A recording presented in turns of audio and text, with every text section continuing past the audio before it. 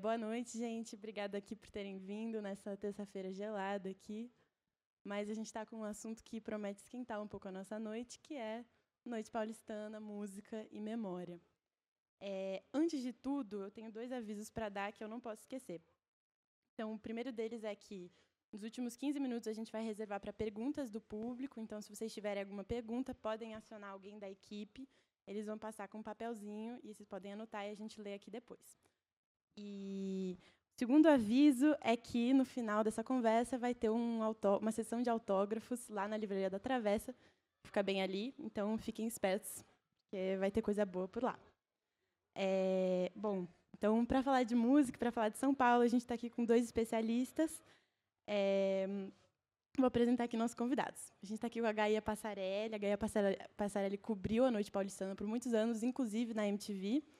E ela também trabalhou como repórter de viagens, escreveu um livro sobre isso, que, inclusive, foi tema de mesa aqui na Feira do Livro, né? Que é Mas Você Vai Sozinha. Mas a gente está aqui hoje para falar de outro livro, que é o livro Deslumbre, Histórias de Obsessão Musical, que foi publicado pela editora Terreno Estranho em 2025. No livro, ela faz um panorama da cena musical de São Paulo, então falando bastante sobre também esse movimento de popularização da música eletrônica e toda essa cena musical de São Paulo, mesclando aí relatos pessoais com pesquisas e entrevistas. A gente está aqui hoje também com Camilo Rocha, que é jornalista, pesquisador e DJ. Ele lançou em 2024 o livro Batistaca, Como DJs, Drag Queens e Clubbers Salvaram a Noite de São Paulo, pela editora Vêneto. E o livro é uma enciclopédia também desse movimento de crescimento da eletrônica em São Paulo, desde os anos 1980 até o começo dos anos 2000. Então, bom, devidamente apresentados, pensei da gente começar contando um pouco da relação de vocês, né? Porque aqui não é a primeira vez que vocês estão se encontrando. Nossa, muito pelo contrário. Imagina. Então, conta um pouco como que surgiu essa amizade, como que se consolidou com o tempo, assim. Eu acho que esse ano faz 30 anos que a gente se conhece. É capaz. 96, né? 96. O Eu não Hell's lembro Club, como a gente se conheceu. né? A gente se conheceu, era meio escuro quando a gente se conheceu, porque era um after hours do Hell's Club, devia ser às 6 da manhã. A gente tinha vários amigos em comum. Eu não lembro Conta quando mais. a gente se conheceu, mas eu lembro de um chill-out que a gente estava junto no estúdio do Zé Gonzalez e do Apollo, na época do Hells. Foi Esse eu não lembro. Mas, mas muito você eu não lembro. ainda morava entre Londres e São Paulo. Mas o que é importante disso, gente, é que o Camilo, nessa época, eu já estava muito ligada à internet. Imagina, a gente montou um site junto em 1997. 97 é pré-história da internet. E o Camilo, acho que foi a primeira pessoa que falou, tipo, você está ligada à internet, essas coisas? As pessoas em Londres estão usando a internet para divulgar as festas no Brasil. Então, veio daí a ideia da gente montar um site, e montar esse site acabou abrindo todo um caminho para a minha vida, e é o motivo de eu ter começado a escrever sobre música, ter enveredado pelo jornalismo e tudo mais. Então, veio daí. Exato, e é interessante isso, porque pensar que isso era uma coisa inovadora, né? E aí eu acho que para cenas subterrâneas, subculturas ou cenas underground do mundo, a internet trouxe justamente essa possibilidade de fugir da necessidade de publicar ou divulgar o que você está fazendo, né, na imprensa estabelecida, né? No que seria, no caso, jornal, na época, né, rádio e tal. E, ao mesmo tempo, era o que deixava um pouco as cenas escondidas, né? Não ser divulgado. Mas, enfim, esse é outro papo. Mas é muito, muito contrastante com hoje, onde tudo é divulgado. E tinha assim, essa coisa de criar o site, mas veio de uma intenção muito de quem era muito fã de música, e a gente estava, de fato, vivendo aquele universo de forma muito intensa. Então, não era muito numa intenção de vamos fazer nossos nomes como jornalistas. Era assim, está tendo festa, as pessoas precisam saber dessas festas, vamos usar a internet para isso. Mas se hoje parece uma ideia banal, né, abrir um Instagram para divulgar a festa que você está fazendo, na época, assim, a gente ia falar para as pessoas, me manda o flyer da festa por e-mail, a pessoa não sabia o que era e-mail. Então, foi uma coisa desbravadora mesmo. Vocês 2 escrevem sobre essa mudança estética e musical de São Paulo, né, que é com a chegada da eletrônica. Vocês conseguem identificar algum marco, algum momento em que foi realmente, nossa, essa coisa diferente está chegando na cidade de verdade? Quer falar primeiro? Não, vou pensar, fala primeiro. Tá. Não, eu acho que então, eu acho uma coisa bem interessante quando eu estava olhando para trás, né, fazendo o livro e pensando muito no espírito da época da década de 90, eu acho que estava muito presente em vários momentos, assim, questão tanto de estética, como de estilo de vida, como de música, como tinha alguma coisa nova que nunca tinha sido feita antes, né? Então, eu acho que a gente tinha muito essa sensação de futuro da música, que é tudo eletrônico, né? Que a música, o DJ, que é esse artista do futuro, né? E uma porção de outras coisas que vinham junto com isso. E depois, eu acho que os anos 2000 também, não quero ter esse papo de velho, mas assim, às vezes teve muito mais reciclagem, a internet permite muito mais reciclagem, enfim. Eu acho que a cena eletrônica, ao longo dos 90, foi muito pontuado por vários momentos em que parecia que realmente tinha uma coisa nova chegando. Sei lá, quando o drum and bass apareceu, né? Quando apareceu o primeiro, a gente está falando do Hells aqui, né? Era o primeiro after hours da cidade de São Paulo. Não era o primeiro, na verdade, já tinha Valdemente, né? Que era das travestis. Mas o Hells era nos Jardins, era um lugar que ia até 10, 11 da manhã, em 1994. Isso era uma coisa totalmente inédita. E o Hells, enfim, é um lugar que muitos de nós têm uma memória afetiva muito forte, assim. De vez em quando, e durante a pesquisa e a escrita do Deslumbre, eu também fiz isso várias vezes, de ir no YouTube para encontrar vídeos do Hells, e fiquei muito impressionada positivamente com... Era uma experiência estética muito radical, inclusive para os padrões de hoje. Porque era uma caixa escura, mais ou menos do tamanho disso daqui, totalmente preto, com um estrobo super forte, uma luz vermelha e techno muito alto. E o principal é uma mistura muito interessante, muito pacífica e muito legal de pessoas que tinham passado ao longo da noite por vários lugares e tinham acabado ali. Então tinha um clima também muito bom.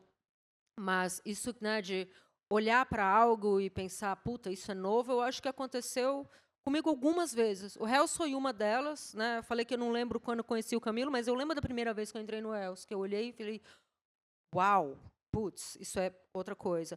As raves, logo na sequência, as raves também, porque daí as raves eram uma coisa totalmente diferente, era de dia, era no mato, no sítio, tocando um outro tipo de música, as pessoas vestidas de um outro jeito. E as raves, quando começaram, também tinham esse caráter muito aberto, o ingresso era muito barato. E depois, o drum and bass também, eu lembro das primeiras vezes que eu ouvi drum and bass, falo, tá, musicalmente isso aqui é uma outra coisa totalmente diferente. Então, acho que eu tive essa sensação algumas vezes, sempre acompanhada também num sentimento de, puta, que legal que eu estou vivendo isso agora, porque isso é o som da minha geração. Eu fico pensando que antes disso as pessoas ouviam muito instrumento, né? Como que é essa mudança de uma banda com um instrumento para um DJ? Se as pessoas olhavam para isso meio assustadas, assim, ou se tinham um certo desvalorizavam de alguma forma? Eu acho que, especialmente no começo, né, final dos 80, para os 90, eu comecei, aliás, foi em 1990 exatamente que eu comecei a escrever uma coluna chamada Dance Music, numa revista mensal de música chamada Bis, que foi a revista mais vendida do Brasil durante um tempo, era referência, vendia 100 mil cópias, uma revista de música no Brasil, gente. Impressionante. Já vivemos isso, né? Já estivemos lá. E, enfim, só que era uma revista assim, caracterizada muito pelo rock e tal, né, por matérias com artistas de rock, os leitores procuravam muita informação sobre rock. Então, quando eu comecei a falar sobre dance music lá, sobre DJ, sobre remix, sobre todo esse universo, assim, eu tinha muito hater, assim, né? Eu tinha haters de papel, mandavam cartas mesmo. E aí, assim, era justamente esse choque, né, ou as pessoas que rejeitavam aquela música por ser algo não feito com instrumento, não feito por músico de verdade, né, ou instrumento de verdade, sintetizador, muita gente achava que não era um instrumento de verdade, né. E aí o sampler nem se fala, enfim, tinha todo esse aparato novo de como fazer música, e às vezes era um cara no estúdio fazendo toda a música, um DJ sozinho no estúdio, então tudo isso causava um estranhamento, causava uma rejeição, né, no sentido de que aquilo não tinha um valor artístico, né. Então mas eu acho que ao longo dos 90 foi mudando essa percepção, que aí vieram os artistas do tipo Prodigy, Chemical Brothers, né? Que aí eles tinham eu acho que uma hora assim de algo mais complexo talvez e faziam pontos com o rock também. Então acho que foram criando pontos, assim, foi sendo aceito, né? Acho que em especial o Prodigy, que é uma banda que eu gosto muito até hoje. O Prodigy, o Chemical Brothers, outros, né? Teve aquele momento ali que a imprensa musical resolveu chamar de Big Beat. E porque usava muito sample de guitarra e tinha, né? O Prodigy tinha membros da banda, então em algum aspecto acho que meio parecia uma banda. Então tudo bem que 3 caras estavam ali dançando, mas mas talvez para a imprensa mais tradicional, mais roqueira, que não estava acostumada com o que, não sabia muito entender o que um DJ estava fazendo, né? Porque você falou de sample, sintetizador, mas um DJ com 2 toca-discos, ele está mixando, isso também é um instrumento musical. E, aliás, quem já tentou mixar sabe que é uma parada difícil pra caralho, assim, é uma arte mesmo. Agora, a figura do DJ, eu já estava mais acostumada, porque quando eu cheguei no House, nesses lugares, eu já frequentava a noite de São Paulo há muito tempo. Eu comecei a sair muito cedo, eu comecei a sair com 13 anos. Então, e a figura do DJ já era familiar para mim. Tipo, eu escolhia qual era o DJ que eu ia ver. Vou ver o Toninho tocando no retrô, porque eu gosto do som que o Toninho coloca. Agora, a diferença depois no ambiente da música eletrônica era o que o DJ era capaz de fazer com 2 toca-discos e um mixer. E ainda hoje é uma coisa que me impressiona muito. Ano passado eu fui ver o Mark tocar, e o Mark é tipo, sei lá, melhor DJ do mundo até hoje, né? Um cara que você vê tocando e ele nasceu para fazer isso, é perfeito. Então acho que esse deslumbre com essa coisa do DJ é uma parada que eu nunca perdi. Que é o nome do livro. Perfeito. Vocês citaram alguns subgêneros de música eletrônica aqui, né? O drum and bass, techno e tal. Pedi uma coisa meio trabalhosa, mas será que dá para fazer um panorama geral, assim, do que é cada um desses subgêneros, ou dos principais, talvez? Drum and bass, jungle, techno.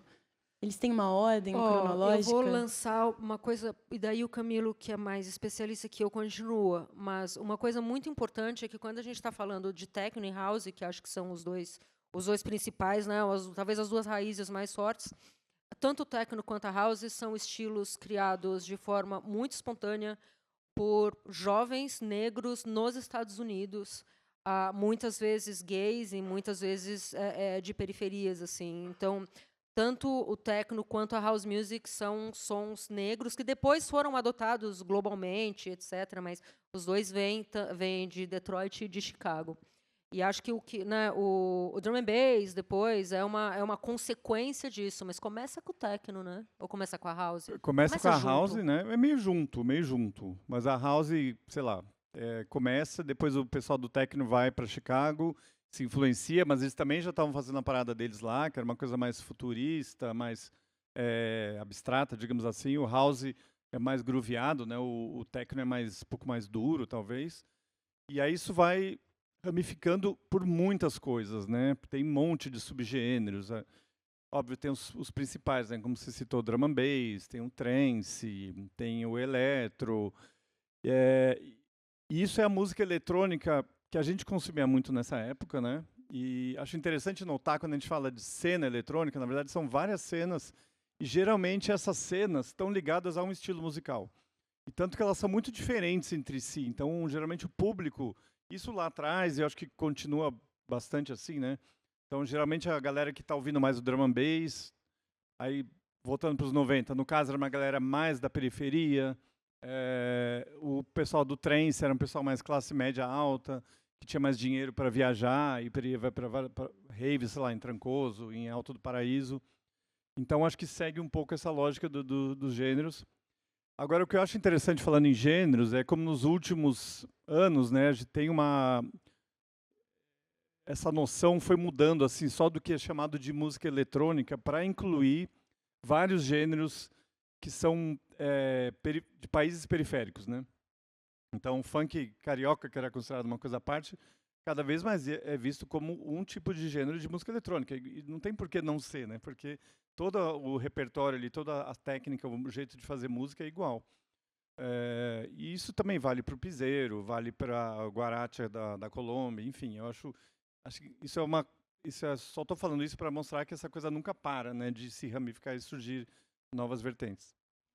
Porque são manifestações musicais que muitas vezes estão acontecendo à margem não sempre, mas muitas vezes estão acontecendo à margem dos esquemas mais tradicionais de gravadoras e marketings e lançamentos, acontecem de forma muito espontânea. Então, as músicas, sei lá, o Camilo fez uma música que era mais ou menos assim, daí vem o outro cara e pega a música dele e transforma numa outra coisa mais ou menos assado e toca, e as pessoas gostam, e isso vai se desenvolvendo de um jeito muito, muito orgânico. Acho que é parte da beleza da coisa.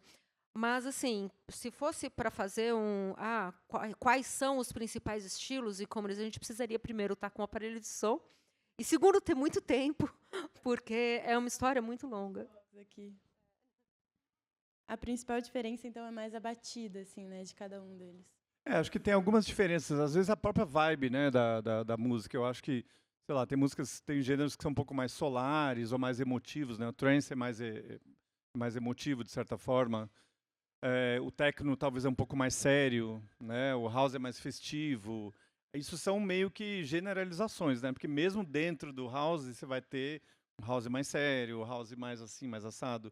Techno também, enfim. Eu acho que a batida com certeza, às vezes o BPM, mas eu acho que também é um certo mood assim da música, né? Acho que meio que ajuda a definir também.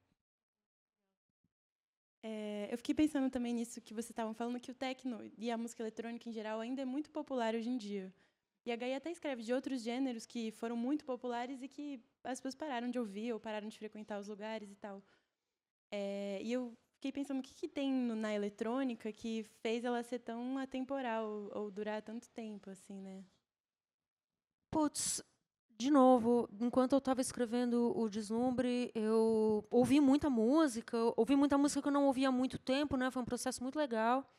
E muitas vezes, escutando, sei lá, techno de Detroit dos anos 90, falando, nossa, isso é moderno. Isso, ainda é muito fresco, muito bom, muito inovador, assim, que é o que eu acho a qualidade de um clássico. Mas, cara, a cultura de pista está sempre aí, apesar das muitas mudanças que a noite passa, apesar das muitas tentativas do poder público de coibir também, porque tem esse aspecto. O Camilo fala bastante disso no livro, né? Mas porque as pessoas gostam de dançar e gostam de estar juntas, acho que é isso. Mas ainda assim, vários subgêneros de música eletrônica funcionam muito bem para ouvir sozinho em casa. Então, tem isso, é diverso. Eu acho que é um pouco o que a Gaia falou mesmo, assim. Eu acho que tem músicas que têm essa qualidade atemporal, que fazem muito sentido até hoje. Os DJs continuam tocando, né? Eu continuo tocando muita coisa antiga. Vários DJs aí também, a gente vê sempre encaixando música dos anos 90, música dos anos 2000.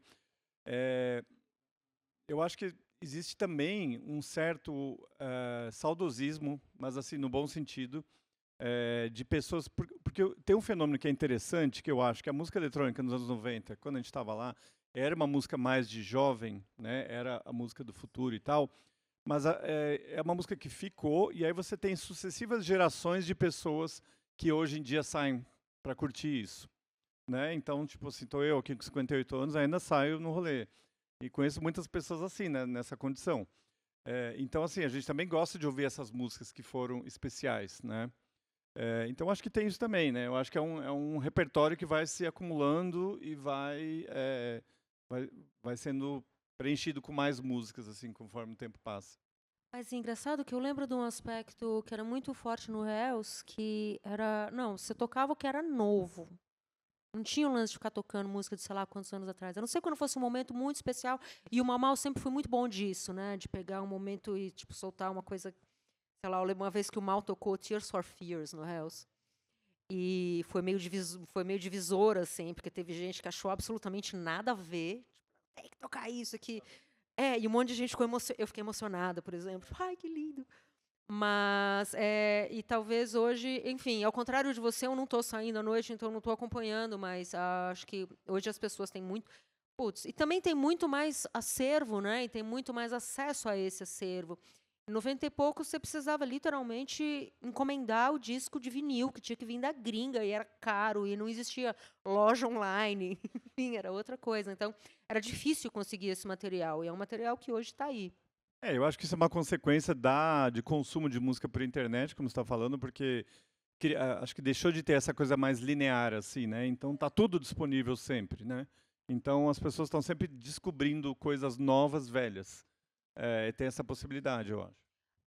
Mas só pegando um adendo aqui, muito tempo mais depois, quando eu fui trabalhar na MTV, eu fui ter um programa na MTV, que era um programa de novas tendências musicais, eu insistia muito que não pode passar o mesmo videoclipe 2 vezes, porque tem muita coisa nova acontecendo e a gente precisa colocar só coisas novas em absolutamente todos os programas.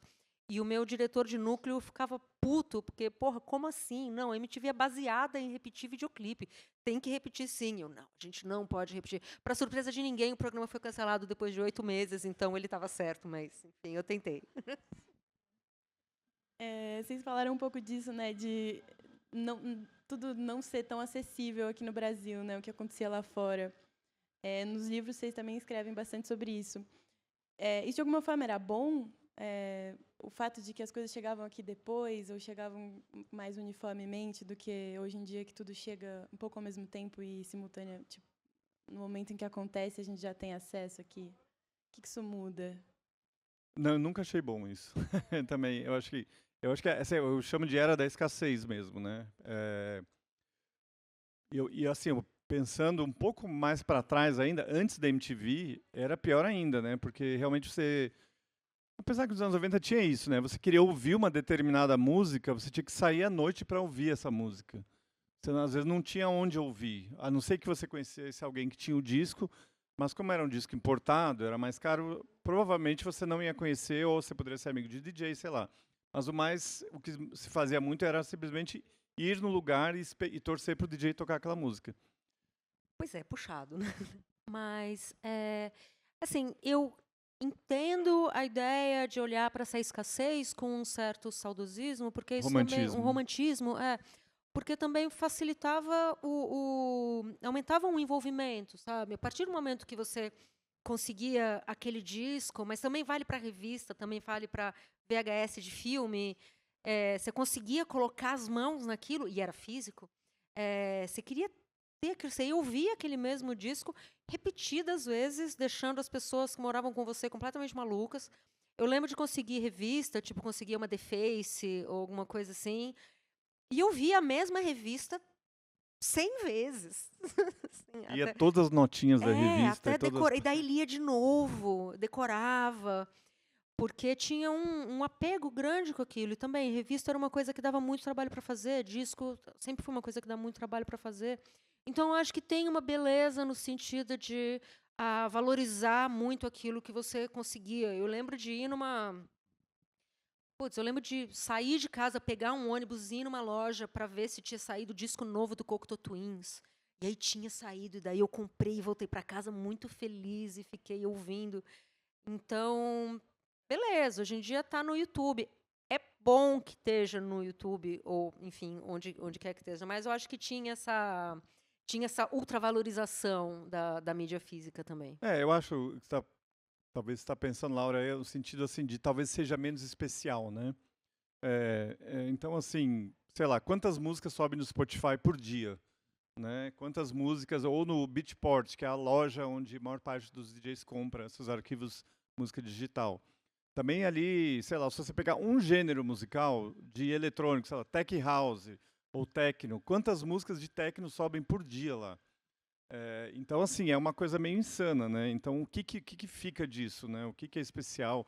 O que se guarda disso? É mais difícil realmente que tenha algo que te marque mais, né?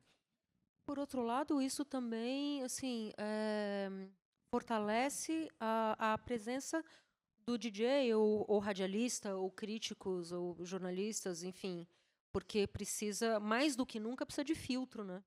Precisa mais do que nunca de uma curadoria, exatamente. Aí o DJ tem esse papel. que é uma das artes, eu acho, do DJ, né? Quando se falava que o DJ não era artista, nunca se pensava nisso. Naquela época, né, já tinha muita coisa saindo, então você precisava de um cara que fizesse esse filtro, né? Que, no caso, quando se importava disco, era o cara que ia saber quais discos pedir, né, de Londres e tal, e saber tocar na hora certa. Então, esse é um aspecto assim que não é muito lembrado, mas é super importante do DJ, né? A capacidade de escolher e de selecionar o que vai ser melhor para ser tocado. Que era também o que a MTV fazia e que fechou, e o que a Rádio Eldorado fazia e que fechou, né? Por que será que esses espaços de curadoria humana estão sumindo, agora que a gente precisa mais do que nunca deles? Mas ao mesmo tempo pensando em outras temáticas, né? A 451, que é uma revista de livros, está aí já há alguns anos. Quando eu fui trabalhar na MTV em 2010, eu fiquei na MTV entre 2010 e 2013. Já estava meio claro para mim de que aquele formato não era viável mais. Ele ia ter que ser substituído por alguma coisa. Talvez a gente ainda não esteja vendo pelo que ele foi substituído, mas eu acho que é meio inevitável, assim. É um formato que foi muito legal durante um período, mas acabou ficando meio no meio do caminho entre a rádio e o que quer que seja que venha depois. No entanto, DJs não. DJs ainda são necessários e estão aí. Eu acho que essa volta, né, dos últimos, sei lá, 10 anos, cada vez mais você tem essa volta do vinil, né? E agora você tem essa onda nos últimos 2, 3 anos dos listening bars, né, em São Paulo, mas também em outras cidades, que são esses espaços onde só toca vinil praticamente, né? Então os DJs, que isso também já cria dentro do própria categoria DJ uma seleção, né, de DJ que sabe tocar vinil também, que com a era digital a tecnologia facilitou muito, né, uma porção de técnicas e tal, mas tem aqueles que tocam vinil quase como se fosse uma categoria mais premium assim de DJ. E aí esses espaços têm a ver com isso, né, de talvez de promover essa música do jeito que era, assim, né, com uma seleção mais cuidadosa, né, com um cuidado maior, assim, no sentido de que artista você está tocando, um conhecimento maior sobre a música e tal. E um sound system de acordo, né? Mas isso que você falou é engraçado. Eu lembro quando o RAW é o site que a gente criou junto com o Gil Bárbara, que foi um site que durou muito tempo, e durante um tempão o RAW tinha um fórum, que eu não sei nem se é um formato que ainda existe na internet, de fórum, de pessoas trocando mensagens. O Discord tem. O Discord, muito bem. O do fórum, o do RAW era uma coisa bem, bem primórdios da internet, assim. E rolava essa discussão do tipo, quem toca com CD também é DJ? Né? Pode ser considerado DJ? Daí pintou as pessoas discotecando com iPod e foi uma celeuma que durou semanas, as pessoas discutindo muito profundamente sobre isso, se podia considerar DJ quem estava tocando com iPod, não sei. Mas é interessante saber que essa discussão, de certa forma, ainda existe. Pois é, eu acho que tem esses paradoxos, né, da cena eletrônica, assim, que ao mesmo tempo que é muito ligado com tecnologia, tem muito purismo em relação a formato, a maneira de tocar, né? O mundo dos DJs se protege muito, assim, né, contra novidades às vezes, né? Então, no caso ali de tocar com CD ou iPod, e agora a gente talvez tem a grande discussão sobre DJs que apertam o sync ou não. Para quem não sabe, o sync é um botão que tem nos CDJs, no tocador de CD ou música digital, que você sincroniza as batidas das músicas, então você passa de uma música para outra sem precisar ficar ajustando ali a velocidade delas e tal. Então isso facilita bastante. Para alguns DJs fica uma coisa preguiçosa, mas outros estão fazendo coisa criativa com isso. É o equivalente de escrever com IA? Talvez. Acho que é o que a gente... que também tem as que estão produzindo música com IA, né? Então... Não vou puxar essa discussão agora, mas eu sempre vou achar que quem consegue discotecar com vinil, em algum aspecto, é melhor. Talvez esse seja o meu purismo. E você toca sempre com vinil, Camilo? Eu tenho tocado bastante nesses bares, nem bares e tal. Então, sei lá, esse mês, em junho, acho que 4 datas, 2 são em vinil, se eu não me engano. O que você tem achado dos listening bars? Qual é a sua experiência? Eu gosto desses espaços, né? Acho que tem essa oportunidade de ter um espaço onde se ouve, não só, talvez as pessoas estão mais atentas à música, mas há vários tipos diferentes de música, né? Então não precisa ser pista necessariamente. Embora no Brasil é aquela coisa, boa parte dos listening bars já virou pistinha também, né? Porque acho que é uma coisa muito, mas parece que na Europa também tem um pouco isso. Mas enfim, eu acho que é uma oportunidade de, no meu caso como DJ, né, de mostrar outros lados, né, que não é música eletrônica. Então tocar música brasileira, tocar música dos anos 80, tocar soul, tocar funk, coisas que eu também gosto, mas que eu não costumo tocar para uma pista de dança. Então eu gosto. Acho que legal que se criou essa outra categoria. Voltando para o livro de vocês, fiquei pensando também sobre como tudo isso aconteceu em São Paulo, né? Se isso foi por acaso ou se tem algo da cidade que combina de alguma forma com a música eletrônica. Putz, acho que tem alguma coisa de São Paulo que combina com as variações de música eletrônica. Mas eu acho que tem uma coisa em São Paulo que tem muito a ver com noite, como um todo, seja de música eletrônica ou não. Porque São Paulo é uma cidade muito, né, todo mundo que está aqui sabe, São Paulo é uma cidade muito dura, uma cidade difícil de ganhar dinheiro, uma cidade difícil de circular, é uma cidade cara, então tem vários complicadores aí. E a pista de dança, ou os encontros à noite, seja onde for, em bar, em festa, acaba sendo como uma válvula de escape muito poderosa da cidade. Eu acho que até tem uma questão, em alguns aspectos, pode ter uma questão estética, se você pensar em Inferninho, né, que é uma coisa muito, muito paulistana, assim, acho que combina com a cidade. Mas eu acho que o motivo para que a noite de São Paulo sempre seja muito enérgica, muito legal, é porque é uma cidade mais diversa do que outras cidades, ainda que ela funcione muito em pequenos nichos, né? E é uma cidade onde as pessoas precisam extravasar de alguma forma. Eu acho, para complementando, eu acho que São Paulo também sempre foi uma cidade muito aberta ao que vem de fora, né? Para o bem e para o mal. Às vezes é uma coisa deslumbrada, mas às vezes é uma coisa às vezes é uma coisa de ser mais multicultural, de estar aberto a novidades, a coisas de fora. Então, assim como foi um lugar onde, né, floresceu, prosperou a música eletrônica, também foi um lugar nos anos 80, por exemplo, onde prosperou o pós-punk, né, muito influenciado, essa influência inglesa do rock dos anos 80, o The Cure, Smiths, aqui era muito forte aqui em São Paulo, né? Assim, alimentou muito a cena local, inclusive de bandas locais. E o hip hop também, né? O hip hop, assim, o São Paulo é o grande centro do hip hop no Brasil. E isso também é uma coisa que veio muito forte de fora, né? Uma influência, né, a partir do meio para o final dos anos 80. E vocês escrevem bastante sobre o centro também, como um espaço aí de fusão dessa cena. E o centro é uma região que está sempre em disputa, assim. Como que vocês acham que essa região contribuía para a paisagem, assim, daquela época, na música, e de que formas isso mudou hoje? Putz, eu frequentei muito o centro da cidade quando eu era adolescente, porque era onde os lugares, né, o Retrô, o Satã, o Hullish e outros espaços estavam, então tinha que ir para o centro.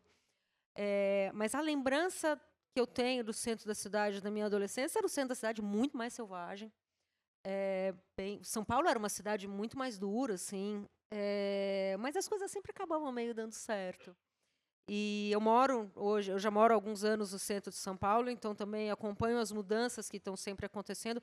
Não me impressiono tanto, porque mudança faz parte de São Paulo, né? São Paulo é uma cidade que está sempre se transformando. Mas as questões mais relacionadas à gentrificação do centro, assim, como tudo vai ficando muito caro e expulsando as populações que viviam lá e tornavam aqueles espaços legais. Enfim, meu medo é que o centro uma hora vire uma grande Vila Madalena, mas essa é uma outra questão. Nada contra a Vila Madalena, eu cresci lá, tá? Mas eu acho que o centro de São Paulo, né, acho que ele passa por muitas fases, né, e eu acho que especialmente nos anos 80, começo dos 90, ele realmente estava... E eu morei no centro por volta de 89 para 90 e poucos. Então, realmente, assim, hoje, óbvio, né, se você anda no centro, tem um problema social agudíssimo no centro, tem áreas muito complicadas, né, a gente sabe toda a questão dos dependentes químicos, dos moradores de rua e tudo mais. mas ao mesmo tempo você tem muitas iniciativas tentando resgatar o centro, de noite, de bares, de restaurantes, de uma porção de iniciativas. Só que naquela época não tinha muito isso, né? Era meio que só a encrenca só no centro. Então acho que a partir dos 90 começou muito essa coisa de revitalização, viva o centro, esse tipo de coisa. Então, mas o centro sempre vai ser um lugar interessante, né? Eu acho que nessa época tinha um lado mais aventureiro de ir para o centro, talvez, né? Eu acho que assim, as turmas com quem eu andava nessa fase, talvez se encontrassem no centro, porque o centro é o centro, né? É da onde você consegue chegar a partir de várias áreas da cidade, o meio do caminho, assim. Mas também era meio sem lei, porque era onde nossos pais não estavam, onde você estava longe do trabalho, longe da escola. Mas eu também... E era onde... e tem a questão das galerias, né? As grandes galerias da 24 de Maio, que é a Galeria do Rock, e o que a gente chamava de Galeria do Eletrônico, que ficava do lado. E tinha essa coisa de ir para lá só para encontrar pessoas. Você não podia ter marcado com alguém ou não, mas você ia para... Como não tinha outras formas de encontrar, né? Você tinha que ir para algum lugar para encontrar amigos. E isso acontecia muito no centro. E é super importante isso estar trazendo, porque as lojas de disco do centro, né? O centro foi muito importante como esse lugar onde as pessoas iam comprar disco, né? Nos anos 80 e durante boa parte dos 90. Então, sei lá, eu lembro de começar muito em 86, 87, tinha umas lojas ali perto da Praça da República, a Bossa Nova, onde foi uma das lojas que primeiro trouxe música eletrônica, house, techno. Tinha o Wop Bop, que era mais ligado com rock, pós-punk. Baratos Afins, né, que fica ali até hoje, né? Tá lá Tem até 40 hoje. e não sei quantos anos mais, né? Mais. Mas anos Tem 70, um monte 78. de raridades. É. Eu frequentei muito a Bizarre. A Bizarre era onde eu ia... A Bizarre o logotipo era um morceguinho, assim. E era onde você ia encontrar os discos de punk e pós-punk. Eu acho que chegou perguntas. E foi na Bizarre que eu conheci o John Peel. Jura? Que legal. Porque eu ficava... Eu às vezes nem ia comprar disco, imagina. Eu era uma jovem sem grana, mas eu ficava ali olhando os discos o tempo todo. Tinha isso, né? De ir na loja de disco, não necessariamente para comprar disco. Ficava lá só enchendo o saco. Mas o John Peel, esse radialista britânico, que aparece muito no meu livro, é uma figura que eu sei que foi importante para você também. E ele gravou várias bandas essenciais da música dos anos 80, 90, até começo dos 2000. E ele lançava uns discos com 4, 5 faixas que eram gravados em estúdio, que chamava Peel Sessions. E todos os Peel Sessions tinham a mesma capa. Então eu meio reconhecia, olhando ali, falava... E daí tinha isso de tipo, puta, se essa banda tem um Peel Sessions, então essa banda deve ser importante. E como o Peel Sessions era só 4 músicas, ele era mais barato, daí eu comprava. Eu tenho vários até hoje. Eu fiquei com a impressão, lendo o livro de vocês, que a noite de São Paulo durava mais antes. Disso de ter lugares que abrem às 3 da manhã. Não sei se vocês concordam, assim, vocês tinham essa impressão. Olha, eu acho que também, de novo, são fases, né? A gente tem o The Edge, que até hoje tem o Super After, que vai domingo o dia inteiro.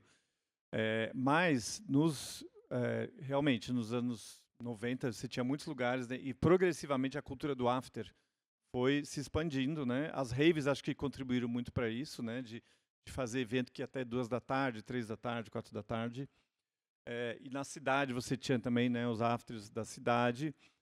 Nos anos 2010, aí teve uma nova onda, né, da cena eletrônica com as festas independentes, que é a Mamba Negra, Caps Lock, Odd e tal. Nesse período também teve muita festa, muito after, muita festa que atravessava o domingo. A própria Boate Zig, né, que está super famosa agora, começou como meio inferninho ali na Álvaro de Carvalho, e também era um lugar que rolava domingo o dia inteiro até segunda-feira. Hoje em dia é que é a questão, que está meio ruim para isso, assim. Hã? Questão do poder público. Exatamente, né? A gente tá vivendo esse momento muito chato, muito careta, assim, para eventos underground, para núcleos menores. É muito difícil, né, para o produtor independente fazer evento hoje. Tem uma questão de custo, que ficou mais caro depois da pandemia, mas tem uma careteada geral assim na cidade também. Então não tem realmente muito mais lugares onde acontece isso, né? Onde fica até mais tarde. E aí também tem a tal as pesquisas que mostram que a geração Z sai menos, ou quer sair. Mas esse é outro assunto. Eu sempre acho que quando rola esse papo a geração Z sai menos, a geração Z bebe menos, duas coisas. Primeiro, eu moro no centro, eu saio na rua de fim de semana, os bares estão todos lotados, tem um monte de coisa acontecendo, e é principalmente gente jovem, ou pelo menos parecem jovens para mim, porque eu também não sou mais tão jovem, então pode ser uma percepção. Mas a segunda coisa sair hoje em dia é muito mais caro do que era. Muito mais caro mesmo. Beber é muito mais caro do que era. Comer fora, tudo isso é mais caro. Então vai ficando mais restrito mesmo. Exato. Não, e só para complementar, você falou da geração Z, eu acho assim, essas pesquisas que saem, geralmente, muitas não... Me parece que estão olhando só para um perfil socioeconômico, né? Ninguém está indo lá no fluxo de funk sabendo até, né, até que horas que vai, ou quais os hábitos de quem frequenta esses lugares e tal. Vai no baile do Elipa, por exemplo, até que horas que vai lá? Eu não sei, eu tenho a impressão que ele vai até tarde. É um pouco o problema desses recortes geracionais como um todo. Você fala geração X, millennials, geração Z, geração alfa. Qual geração alfa? Geração alfa da onde? Sabe? Você está comparando quem vive na periferia de São Paulo e quem vive na periferia de Paris, pode ter a mesma idade, mas talvez sejam recortes muito diferentes em muitos aspectos. Então, tem isso a considerar, mas, enfim, divaguei aqui, esse é um outro assunto. Voltando, acho que para essa coisa de gerações também, que no seu livro, Gaia, aparece bastante essa coisa das tribos urbanas, das pessoas que se pautam amizades e lugares que frequentam, baseado um pouco no gosto musical, né, como toda uma estética que vem num combo. Queria saber o que você acha como conceito, né, o que aconteceu com essas tribos urbanas? Eu não sei responder com exatidão o que aconteceu com as tribos urbanas, porque acho que isso seria uma pesquisa sociológica mais longa, assim. Mas falando informações da minha cabeça ou só da minha percepção do mundo, eu acho que isso ainda existe, só que hoje em dia é muito pautado no digital. Porque isso aparece... O meu livro, só para dar uma explicação muito breve, ele é dividido em 4 ensaios, que são sobre 4 momentos musicais diferentes. E começa falando sobre esse cenário do punk pós-punk em São Paulo, ali no começo dos anos 90. Mas era um período em que, para você estar envolvido com a música que você gostava, com a estética que você gostava, com pessoas que também gostassem disso, você tinha que sair de casa e ir para a rua, senão você não ia encontrar, ponto. Não ia alguém bater na porta da sua casa e falar, ô, colega, eu também gosto do The Cure. Você tinha que ir para a rua e se botar para jogo. Hoje em dia, ninguém vai bater na porta da sua casa, mas você pode encontrar essas pessoas no digital de muitas formas diferentes. Então, a tribo urbana está muito ligada a subculturas, e eu acho que essas subculturas ainda existem com muita força, mas hoje em dia elas funcionam, elas se organizam de outras formas, porque não tem essa necessidade tão forte do encontro físico. Eu diria que talvez nos anos 80, 90, talvez eram um pouco mais rígidas essas subculturas, né? Hoje me parece que até pela quantidade de informações que circula, então tem um pouco mais de fluidez, né?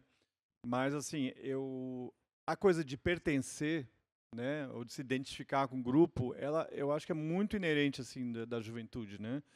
Sei lá, veja minha filha de 13, que é uma K-popper, entendeu? Ela gosta de K-pop, ela se identifica com todo aquele universo da cultura coreana, de referências asiáticas, e procura as amigas dela também gostam dessas coisas, então é uma coisa que faz parte, porque é uma necessidade de pertencimento. Então eu acho que sempre vai ter espaço para isso. Uhum. Como é que era a tribo urbana assim da eletrônica? Talvez mais variada, talvez eu acho que era mais variado. Se você pensar naquela época, assim, a galera que frequentava o Hells, a galera que estava fazendo rave, até se encontravam, mas não era necessariamente... É que as turmas, sempre tem as suas turmas que são mais núcleos, né? Mas aquilo, assim, quando eu comecei a frequentar o Hells e depois quando eu conheci as raves, também através do Camilo, o que me impressionava é que era o oposto da cultura das tribos urbanas, por assim dizer, porque do ambiente de onde eu vinha, era assim, se você era gótico, dark, você era aquilo. Se você era punk, você era aquilo. Você não fazia amizade com metaleiro. Era uma coisa muito separada mesmo, uma coisa muito nichada. E, putz, o Hells tinha muito todo tipo de gente. Muito todo tipo de gente. O resto da noite que estava ali, se encontrava ali na madrugada, tirando algumas pessoas que acordavam só para ir para lá, tipo eu e meus amigos. Mas, então, eu acho que uma coisa que eu me apaixonei, me deslumbrei muito pela música eletrônica, assim que eu a conhecia, o quanto a música eletrônica era aberta a todos os tipos de pessoas, de orientações sexuais diversas, e raça, e núcleos sociais diversos. Assim, eu sempre achei, não sei se ainda é assim, mas eu sempre achei isso muito bonito. Uhum. Eu até quero destacar uma tribo que eu até falo disso no meu livro, que são os clubbers da periferia, né, nos anos 90, que eram... isso foi um fenômeno super interessante que rolou na época. Quer dizer, ainda tem, né, obviamente, pessoas, muita gente da periferia que ouve música eletrônica, e se a gente pensar no funk, né, mais ainda. Mas, enfim, naquela época você tinha esse lado da cena eletrônica, né, que é uma cena eletrônica, a música eletrônica ganhou muita atração na periferia, pelo drum and bass, mas também pelo techno. De repente você tinha milhares de clubbers que vinham de Itaquera, de Guaianazes, do Capão Redondo, e eles tinham a sua própria interpretação dos códigos, né? Então, às vezes, era uma coisa que ia muito pro exagero, e eram super... usavam maquiagem, pintavam cabelo, iam muito na onda do visual do cara do vocalista do Prodigy, né, do frontman do Prodigy, Keith Flint, que faleceu recentemente. E se arriscavam muito, né? Porque eles teve até um episódio famoso na Henrique Schaumann, que acho que aconteceu em 98, 99, teve uma briga de skinhead com clubbers. Só que os clubbers no final estavam em maioria, então os clubbers bateram nos skinheads, que foi maravilhoso. Viver para ver isso. E, enfim, então tinha todas essas disputas rolando também. E quando eles tinham que pegar o ônibus para ir para Guaianazes ou para São Miguel Paulista, eles tinham que se desmontar, né, às vezes, porque eles não podiam andar daquele jeito no ônibus. Então era todo um ritual primeiro de chegar, né, disfarçado, e aí se montar para estar naquela pista de dança, naquele evento, e depois, na hora de ir embora, pegar o busão e se desmontar também, para ficar mais normal e poder chegar na sua quebrada. Mas eu lembro quando, anos 90, ali, na época do Hells, teve um domingo que eu fui ver um amigo nosso tocar na Sound Factory, Sound Factory na Penha. Eu nunca tinha ido na Sound Factory, e eu fiquei tipo muito impressionada com a energia das pessoas, que estavam tipo muito entregues ali, e de entender isso, que tipo, não é uma coisa que rola só ali naquele lugar. Está rolando em vários lugares também. Que bom. O que depois deu também um pouco, eu tive um pouco a mesma sensação, quando mais tarde, com a internet, conforme eu fui conhecendo através de listas de e-mail, canais de RC, fui conhecendo gente que também gostava desses tipos de música em vários lugares do Brasil. E isso, para mim, foi muito importante, assim, descobrir que, também tem gente fazendo festas em Brasília, em Maceió, em Salvador. No Rio de Janeiro a gente sabia, porque é mais perto, mas em Curitiba, em BH, em Porto Alegre. E aí foi uma época, por causa da internet, que a gente também começou a viajar para outras cidades para conhecer as outras festas. Então foi se formando meio um circuito mesmo. Mas é isso. Acho que no Hells a gente tinha um pouco uma sensação de que a gente era muito especial, porque isso só estava acontecendo ali, mas estava acontecendo em outros lugares. Vocês dois falam bastante também sobre o êxtase nesse movimento todo. Por que vocês acham que êxtase foi a droga eleita do momento, assim? Eu acho que foi a que fez mais sentido para aquela música, né? Para aquele ritual, deixa você acordado por muito tempo, você fica uma pessoa mais empática, mais sensível, e para aquela experiência coletiva da pista de dança fazia muito sentido, né? Eu falo no meu livro o contraste disso com a cocaína, por exemplo, que a cocaína era uma coisa mais ensimesmada, né? Que você fica meio mais arrogante, né? Mais sem se abrir para os outros, né? E o êxtase é o contrário, né? O êxtase você está se abrindo para os outros. E também com toda aquela sonoridade, né, das batidas repetitivas, uma coisa mais hipnótica, o êxtase permite você meio que mergulha naquela música, né? E você fica ali, pode ficar por horas ali dançando, você fica mais solto, enfim, tem tudo isso. Acho que tem principalmente. É um casamento muito perfeito, assim, de música e droga. A droga perfeita para aquele tipo de música, a música perfeita para aquele tipo de droga.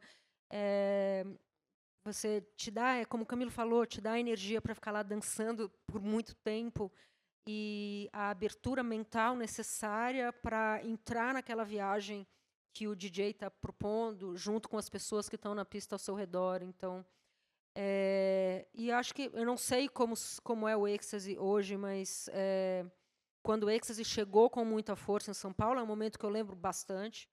E o primeiro efeito muito legal foi que as pessoas pararam de cheirar cocaína. Durante uns 6 meses, todo mundo só tomou pastilha, foi ótimo. Por 6 meses. Depois as pessoas voltaram, porque, né? Mas durante um período ali foi muito legal. Demais. E o êxtase chegou meio ao mesmo tempo que a eletrônica? Não, a eletrônica chegou antes, né? Acho que o êxtase começou a chegar, tem as primeiras... No meu livro eu trago isso, né? Eu pesquisei os arquivos, inclusive da Folha de São Paulo, ouvi muita gente, né? Começou a chegar por gente que ia para a Europa, trazia meio um tráfico meio artesanal, assim. A pessoa trazia num vidro de comprimido, né? Ou um gringo que vinha tocar, trazia... Mas era uma coisa assim, eu acho que a primeira prisão de alguém em São Paulo por isso foi em 94, por aí. Demorou. Essa coisa do tráfico artesanal. Porque tinha uma coisa, tipo, era uma droga na época que acho que mexia tanto com as pessoas que rolava isso de achar que todo mundo tinha que tomar. Então, as pessoas que estavam trazendo não estavam trazendo necessariamente para, sei lá, fazer uma grana com aquilo. Talvez até sim, mas tipo, olha, acho que todo mundo tem que experimentar isso aqui junto. Porque, enfim, era um sentimento, assim, uma coisa bem especial mesmo. Tinha gente que virava um catequizador, né? Era simplesmente distribuía, e você tem que tomar, e fazia toda uma pregação, né? E muita inocência também, né? Tipo, não, porque isso aqui vai mudar o mundo, porque tinha que colocar na caixa d'água das cidades para todo mundo entrar nesse rolê. Mas, enfim. Vale dizer que esse momento, né, desse sonho aí passou, não demorou muito para passar, né? Porque depois começou muita gente abusou, né? E sim. teve. Tudo que sobe tem que descer, né? Ficou mal, assim, né? Teve problemas.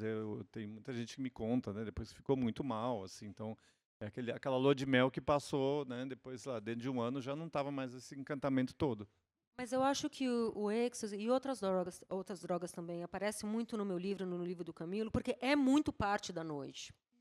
Para o bem e para o mal. Você pode gostar ou não, pode tomar ou não, pode concordar ou não, mas é uma coisa que está aí, faz parte da vida, faz parte da noite, faz parte da cultura das pessoas, está ligado com música. E eu acho que a única forma decente de falar sobre droga é com a maior honestidade possível, sobre os lados ruins e os lados bons que ela tem. Então, elas têm. Então, para escrever um livro falando muito profundamente sobre música, falando muito sobre noite, vai inevitavelmente passar por esse assunto. Seria uma baita hipocrisia, eu acho, né? Você fazer um livro sobre isso e não entrar nesse particular, né? Porque é como você escrever sobre reggae e não vai falar sobre maconha, ou sobre blues e não vai falar sobre whisky.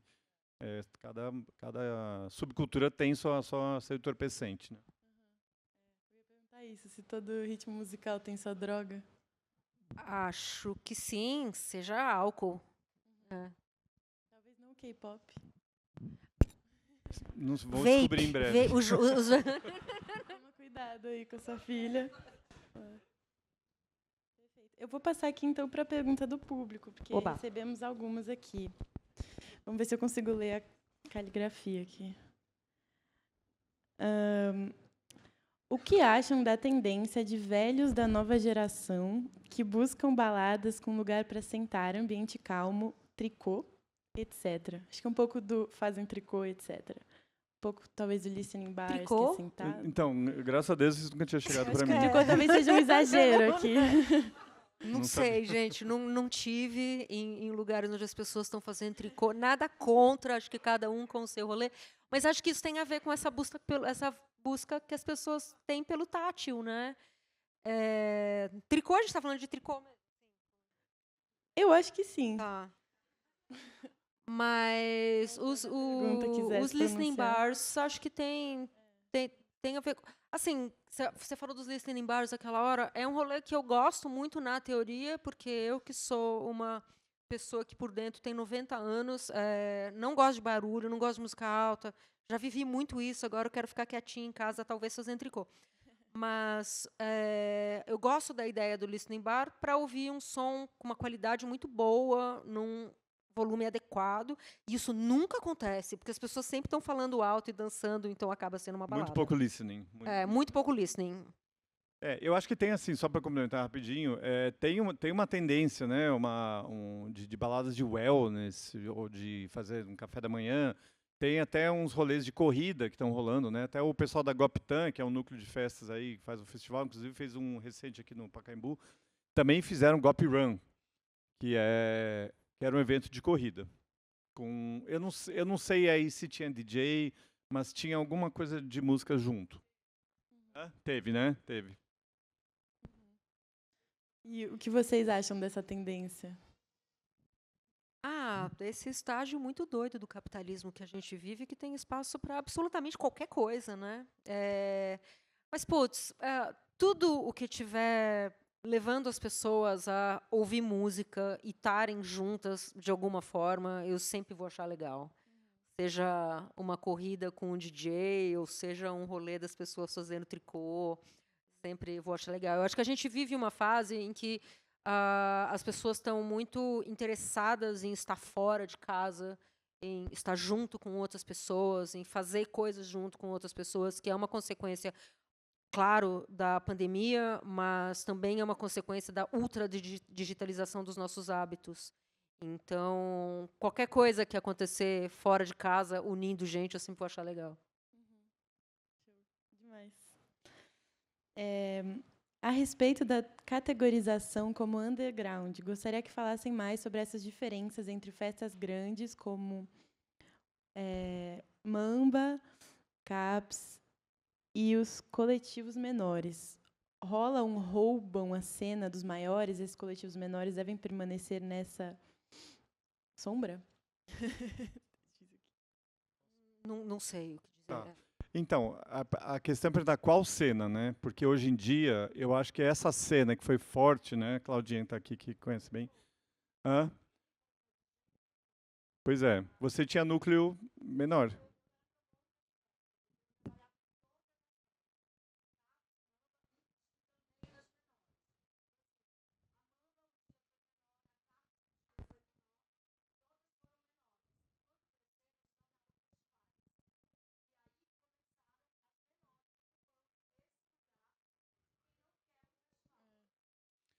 Mas aí eu complementando o que você está falando, eu acho que se a gente olhar para a época mais recente, essa é uma cena que está muito mais dispersa. E assim, alguns núcleos sobraram, né? O Caps Lock vai fazer, mas está sendo muito mais esporádico. A Mamba fez uma em dezembro do ano passado, mas é uma cena que está com dificuldades, eu acho. Quase acabando, tá bom, obrigado. Os núcleos menores já foram faz tempo, né?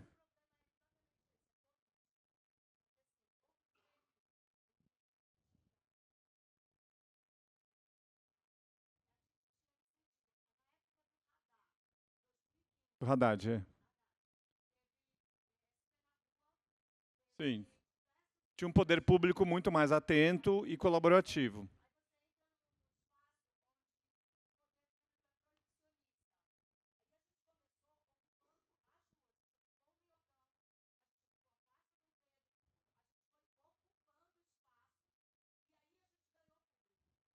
Exato. Obrigado, Claudinho. Perfeito.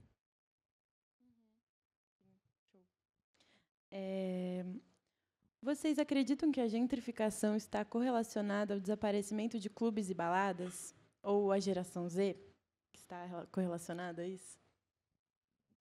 Não, eu não acho que a gentrificação está relacionada ao desaparecimento de clubes e baladas. Acho que a gentrificação tem a ver com interesses econômicos diversos. Acho que são questões relacionadas à ocupação das cidades. Eu acho que o desaparecimento de clubes e baladas podem ser uma consequência da gentrificação e não o contrário. Mas eu Não vou... sei se eu fiz, não sei se eu entendi a pergunta direito também. Eu discordo um pouquinho. Eu acho que também tem um pouco do papel da gentrificação, especialmente tem áreas, né, que elas ficam meio hypadas. O Baixo Augusta é o exemplo perfeito, e talvez a Barra Funda seja isso em breve, né? Que o lugar passa a ser hypado, é considerado cool, um lugar que não tinha nada antes, né? O Baixo Augusta era um lugar super degradado antes, geralmente casas de strip, puteiros e tal. E aí começaram a se instalar as casas noturnas lá, então a região passou a ser considerada mais legal, mais atraente, começou a atrair muita gente de fora, e aí vem os empreendimentos imobiliários, e aí começa a se construir uma porção de coisas lá, prédios novos e tal, e isso vai, aos poucos, matando a vida noturna. E hoje, que hoje, né, no Baixo Augusta, você não tem praticamente mais nada lá, né? Tem muito pouca coisa, eu acho. Nem sei o que sobrou, na verdade. Mas eu acho que esse movimento tem também. Eu acho que dá para a gente colocar isso. Ah, entendi. Sim, faz sentido, mas se você pensar, sei lá, a Vila Madalena, por exemplo, tá lá, né? Ali é um espaço onde... É que daí a gente não está falando de clubes e baladas, mas a gente está falando de bares e casas de shows, Talvez e não mude sei o o quê. perfil dos E aos lugares. poucos foram também expulsando as populações que moravam ali, né? Mas talvez é isso, vai mudando também o perfil dos lugares, né? Talvez saia lugares mais alternativos e fica lugares mais convencionais. Que é o que eu acho que está acontecendo na Barra Funda, apesar de não ser... Eu moro muito perto da Barra Funda, mas não é um pedaço da cidade que eu frequento tanto, mas, putz, era uma área meio... Morava gente ali, né? E agora tá virando um monte de bar. Eu não sei se para as pessoas que moram ali é legal que vire um monte de bar. Tem essa questão também, né? Que os novos ocupantes da área, né? O público dos bares, das casas e os próprios bares acabam possivelmente gerando conflitos ali com quem já morava, né? Mas em São Paulo está cheio desses processos, eu acho, né? Então, de alguma forma, as casas de show atraem um pouco essas imobiliárias e as imobiliárias expulsam também as casas de show, né? Exatamente, tanto é que na Inglaterra tem uma iniciativa para preservar os lugares, né? Tipo assim, se um lugar ficou conhecido por causa daquele pub, daquela casa de show, ele é meio que protegido, né? Por mais que cheguem novos moradores ou cheguem novos residentes, né? Aquele lugar é preservado porque faz parte ali, não sei se é tombado, né, a palavra, mas tem uma espécie de cuidado com olhar para isso, né? Quais são alguns lugares que vocês sentem falta, assim, que fecharam de São Paulo? Olha, vou falar dos lugares que eu gostava muito de ir, mas eu não sei se eu gostaria que eles estivessem abertos ainda. Entendeu? Porque eu acho que eles tiveram seu momento. E vou citar um, tá? Que eu ia praticamente toda semana, que aliás é um hábito que tinha, né? Você ir toda semana num clube e tal, independentemente de quem estava tocando. Porque você ia encontrar as pessoas lá, isso foi até antes da rede social, era uma coisa certeza que você ia encontrar pessoas lá. Então, o Love era um clube que tinha ali na Vila Olímpia, que foi um lugar incrível, né? Tinha noites de estilos musicais diferentes, tal, vários DJs de fora, numa época que não via muitos DJs de fora para São Paulo, tocavam lá. E lá tinha uma comunidade super forte, né? E o Love durou acho que 10 anos. Nos anos finais eu já não estava indo, entendeu? Porque eu acho que os lugares têm isso, né? Tem a sua curva, assim, né? E tem uma hora que talvez cansa e... Não sei, aqui a gente não tem... Tem o The Edge, que é um fenômeno, né? Acho que no mundo, um lugar que dura tanto tempo. Mas com certeza o The Edge hoje não é o The Edge de 2010 ou o The Edge de 2005 ou, né, quando começou lá em 2003. Eu acho que a minha resposta é a mesma, sim. Tem lugares que eu sinto saudades, mas não sei se eles deveriam ainda existir, ou se eles certamente não seriam como eram se existissem hoje, e eu também não estaria frequentando, porque, enfim, a gente também muda, mas o Retrô foi um lugar que eu frequentei muito. Eu gostava muito dos bares eram dois, era o Hullish, que depois virou Cais, na Praça Roosevelt, que tinha uma coisa de mais entrar, beber algo e sair, assim. É isso. Eu ia falar o Madame Satã, mas o Madame Satã, por incrível que pareça, ainda existe, né? E é isso, o Satã ainda existe. Ele é totalmente diferente do Madame Satã que eu fui quando eu era adolescente, mas ele está lá. É um fenômeno também. É um fenômeno, e é louco, porque o Satã tem uma plaquinha azul, né? Ele é reconhecido como um patrimônio histórico da cidade. E o Madame Satã, nos anos 80, era o lugar da inovação, né, do underground, do lugar das bandas novas, das tendências novas. E hoje é um parque temático gótico. Tem umas gárgulas, né, tem uns negócios, só toca os hits dos anos 80 lá, a banda é Smith's Cover, né, toca essas coisas. Eu tenho certeza que é assim, e daí por isso eu não vou, para não ficar triste. Bom, vou voltar aqui para as perguntas do público. Seria possível dizer que a noite perdeu parte do seu brilho? O uso banalizado de drogas acho que, sei lá, contribuiu de alguma forma para que perdesse o brilho? Cara, eu acho que é muito parte subjetivo isso, eu acho. Acho que é subjetivo. Eu acho que, assim, eu aqui, com quase 50 anos, claro que eu vou sair à noite hoje, vou olhar e vou falar, porque no meu tempo, era melhor. Eu acho que isso faz parte de crescer, amadurecer, envelhecer e ter uma certa nostalgia e idealização naquilo que você viveu. Em relação a drogas, não sei, mas aparece bastante para mim a questão do problema das drogas químicas hoje, né? As drogas hoje em dia elas são mais fortes, muito mais fortes, muito potentes. GHB.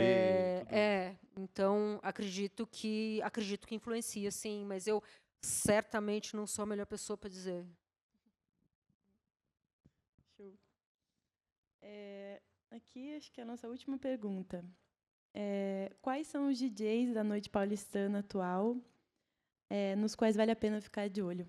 Camilo, vai com você essa. Nossa, tem tantos DJs. From House to Disco, uma dupla que eu gosto muito. O Benjamin Ferreira, que é um amigo nosso, inclusive. Gosto também, deixa eu pensar um pouco aqui. Nossa, tem tantos nomes. Sempre vem essa pergunta e eu dei uma engasgada, porque são vários nomes. Eu faço isso quando me perguntam de banda, sabia? O que você está ouvindo? Tipo, nossa, eu não sei, eu ouvi música o dia inteiro, aí de repente eu não lembro. Trazer uma colinha. Mas, um lugar que eu acho que sempre... Por exemplo, eu estava falando do Festival Guapitã, né, que teve aqui. E, assim, o Festival Guapitã é um festival que costuma ter uma curadoria com DJs de fora e brasileiros, paulistanos também legais. Perfeito. Eu acho que é isso, então. Não temos mais perguntas do público.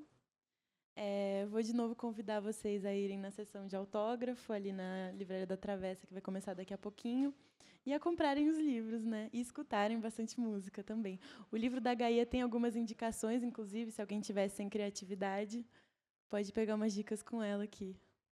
Sobre o livro, eu só queria falar uma coisa, queria também, quem está aqui, convidar para passar no stand das editoras, tanto da Terreno Estranho quanto da Veneta, que são editoras muito legais. Para quem gosta de música, a Terreno Estranho tem muitos livros muito legais, muito bonitos, muito bem editados, muito interessantes. A editora está aqui, então passem lá para conhecer. Só para falar mais uma coisinha, o meu livro tem uma playlist no Spotify, então todas as músicas citadas no livro estão lá nessa playlist e mais algumas. Perfeito. E você pode responder isso quando te perguntarem na próxima. Tá bom. Compre o livro e leiam a playlist. Compre o livro, ouça a playlist. Perfeito. É isso, então. Boa noite. Valeu, obrigado. Gente, pela presença de vocês.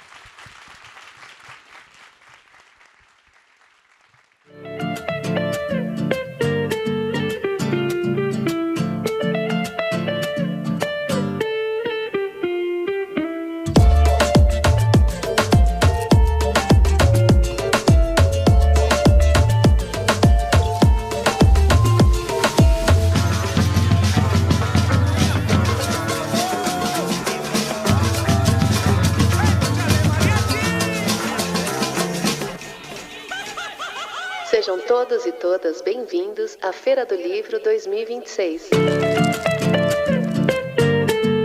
A Feira do Livro é uma realização da Associação 451, da Maré Produções Culturais e do Ministério da Cultura por meio da Lei Rouanet.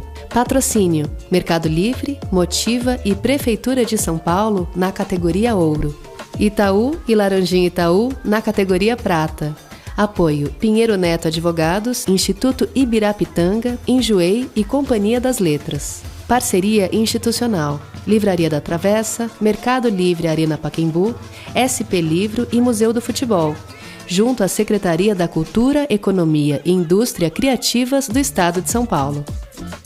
Apoio institucional: Embaixada da França no Brasil, Instituto Camões, Arco Educação, Ministério das Relações Exteriores do Uruguai, Instituto Ramon Llull, Gráfica Viena, Chambril, Quiro, Frida e Mina, Inside by Meliá São Paulo e Higienópolis, Ernesto Tzurnik Advocacia, Ecoar, Arpa, Ovo e Bubu Restaurante.